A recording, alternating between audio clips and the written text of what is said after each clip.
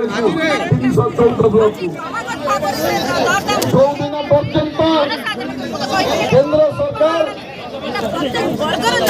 दरदाम को नियंत्रण कर दिन पर्यंत दरदाम प्रत्याहार कर जो अहेतुक मूल्य वृद्धि विजु जनता दल ओडिशा जनसाधारण सत्तर जाग्रत प्रहरी हिसाब से आम स्वर को आम आहरी शाणित करूँ आज राजभवन आगे आम दर्शाई देवा चाहूँ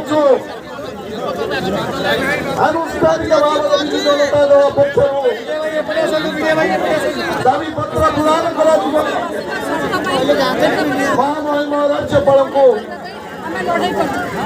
राज्यपाल पाखे आम अनुरोध रही दाबी की राष्ट्रपति की जड़ कारण संघीय व्यवस्था जो सरकार दिल्ली अच्छी से तार सर्वनिम्न दायित्व निर्वाह कर विफल होती केंद्र सरकार संपूर्ण भाव आज विफल होती निजर दायित्व निर्वाह कर तेणु ये दर वृद्धि प्रत्याहार नहला पर्यंत पूरा पल्ली आरंभ लड़ाई जोरदार हम ये वक्तव्य को